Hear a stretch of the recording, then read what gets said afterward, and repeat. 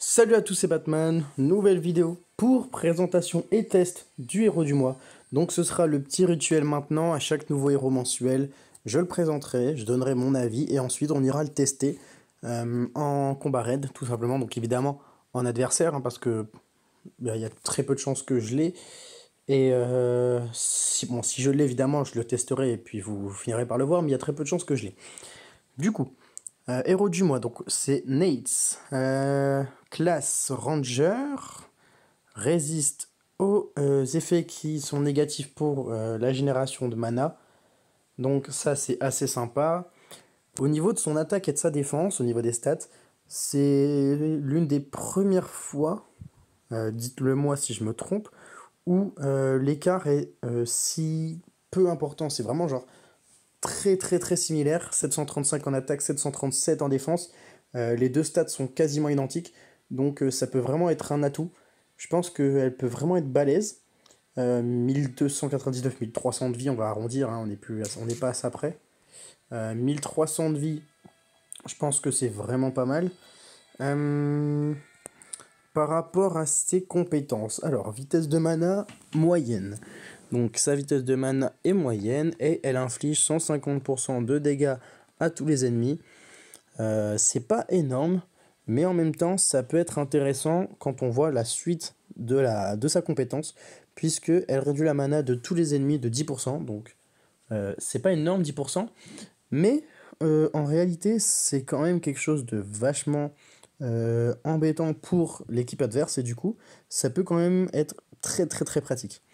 Tous les alliés reçoivent moins 35% de précision pour 4 tours, donc ça c'est vraiment balèze, ça c'est plutôt pas mal franchement, et surtout que, je sais pas vous, mais moi perso, quand c'est un moins 35%, en réalité c'est beaucoup plus. Souvent j'ai vraiment du mal à taper et à toucher. En général quand il y a cet effet d'activer, il y a beaucoup de manqués qui se font de mon côté.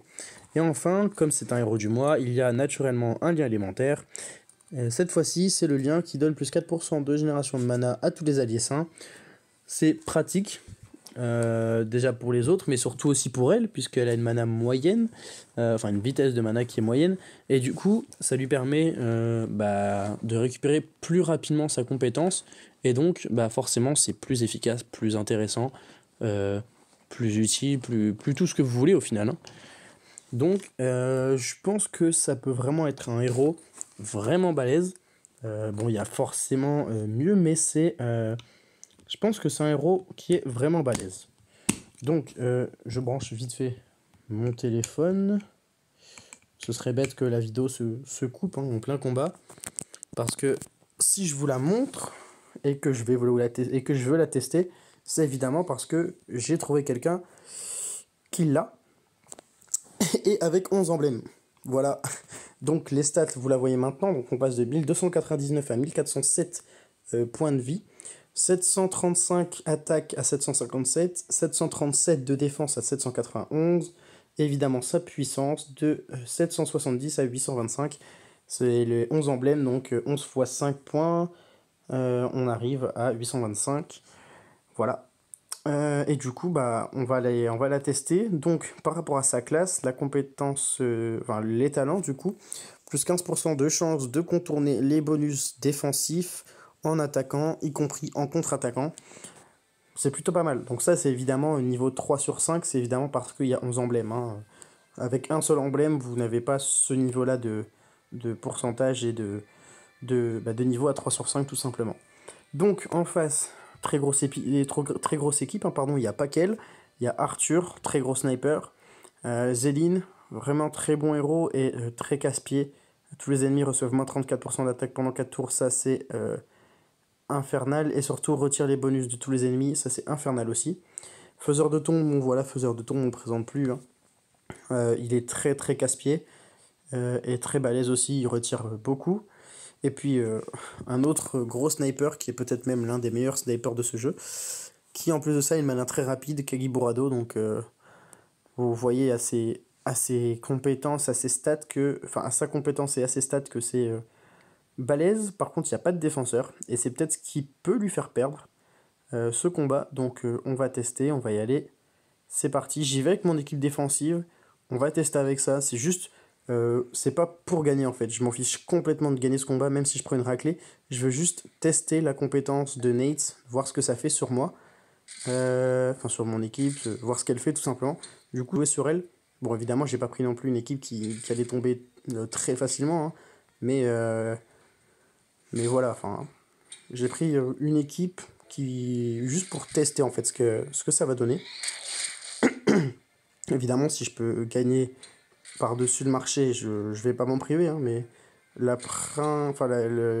l'idée principale, c'est de la tester, donc c'est pour ça que je mets pas ma compétence sur elle non plus, parce que bah, je veux voir ce qui va se passer quand elle va utiliser sa compétence, et d'ailleurs, c'est pour très bientôt, c'est maintenant.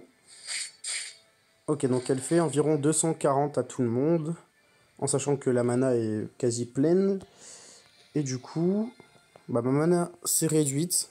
Je pense qu'on avait et Magni et Margaret qui avaient leur mana de charger. J'ai pas fait attention, mais ça se voit à la jauge vu comment elle est remplie. Et du coup, moins 35% de précision. Donc c'est casse-pied. Forcément. Je vais avoir besoin de défense. Donc Vivica, si tu peux me donner du jaune, ce serait cool. Alors toi, qui vas-tu taper? Ok, gros sniper, 928, forcément. Ouais, bah oui, évidemment. Et du coup, j'ai plus de défenseurs non plus, donc ah oui, bah oui, forcément. Vous voyez tous les manqués quand je vous disais que 35% pour tout le monde, pour moi, c'est plutôt du 75. C'est plutôt du 75. J'ai très peu touché Zéline, malheureusement. Je vais essayer de retaper sur Nate. Franchement, moi j'aime bien, hein. J'aime beaucoup sa compétence, elle est vachement sympa. Bon, après, elle tape pas énormément fort. Ouh, super esquive. Ah, il n'y a pas d'esquive cette fois-ci. D'ailleurs, l'attaque, je trouve que graphiquement, son attaque est cool aussi. Parce qu'on n'en parle pas assez, hein, mais bon, elle est assez sympa. Une esquive encore? Sûrement. Bah, non, forcément, il n'y a pas d'esquive. Bon, de toute façon, je vais bientôt perdre, donc on va la snipe un petit peu. Ouh, bah oui, forcément, qui dit grosse défense dit coup réduit. Bon, 34% d'attaque en plus de ça, j'avais pas fait attention. Donc, eh bien, ma Secha n'a pas tué Nates, tout simplement. Bon, elle vient de tomber, là, Kagiburado bah, va sûrement me shooter. Hein. Oh, bah non. Ok, bah c'est cool. Hein. Bon, on va taper dessus, d'ailleurs. Ici, on va jouer puzzle sur Zéline. Ok. On va faire ça. Voilà, de toute façon, il y a très peu de chances que je gagne ce combat. Donc, c'est pour le plaisir qu'on joue le diamant, pour le plaisir des yeux, évidemment. Petit bug, encore une fois, ça lag un peu, comme souvent d'ailleurs. Ok, bon, évidemment, il faudrait la tester sur plusieurs combats. Hein. On peut pas se faire un avis sur un seul combat, d'autant plus que je n'ai qu'une seule recharge.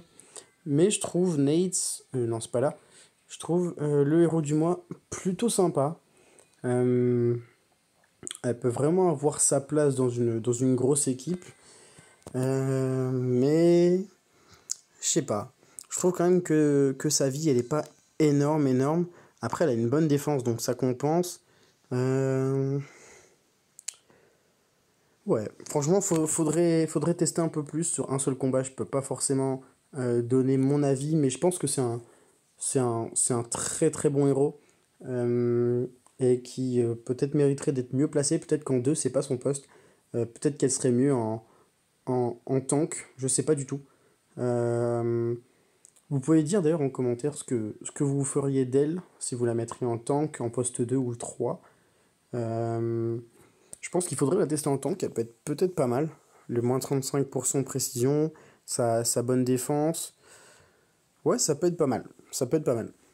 Mais ouais, non, franchement, faudra quand même que je réessaye hors vidéo, forcément. Et du coup, bah, peut-être que je reparlerai d'elle si je la recroise à l'occasion. Mais je pense que c'est un très bon héros. Et bah, du coup, si vous l'avez, bah, comme tous les héros mensuels d'ailleurs, hein, je vous conseille de l'évoluer parce que bah, c'est que quand c'est à 80 qu'on peut se faire une réelle idée de la puissance. Bah, évidemment, quand on est au troisième échelon à 70 et qu'on peut déjà faire des one-shots, comme avec Kagiburado ou Alazi, bon, monter à 80, évidemment, hein, ça se pose même pas.